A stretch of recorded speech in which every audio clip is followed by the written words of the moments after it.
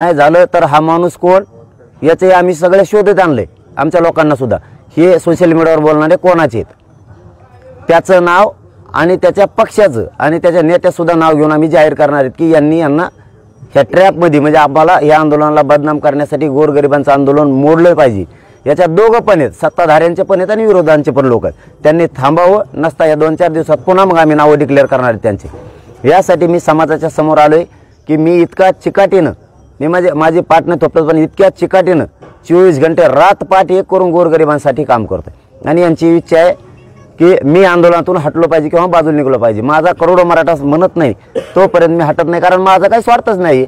इथं माझ्या गोरगरीब मराठ्यांचा स्वार्थ आहे, मराठ्यांच्या पोरात स्वार्थ आहे म्हणून ही लढाई सुरू आहे। यांच्या पोटात खूप दुखायला लागले श्रेयासाठी, कारण 70 वर्ष जे झालं नाही ते झालंय।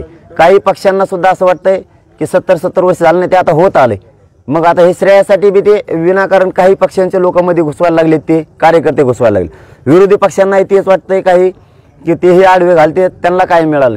काही मराठा समाजाचे काही खूप जळणारे काही नेते आहेत, त्यांनाही वाटतं आपल्याला काय मिळालं नाही, म्हणजे समाजाचंच काम करणारे काही 10-15 जण आहेत, त्यांनाही वाटतं आपण इतके दिवस लढलो काहीच मिळालं नाही, तुम्हाला मिळालं नाही, त्याला आम्ही काय करावं, तुम्ही मिळू द्यायला पाहिजे होतं समाजाला।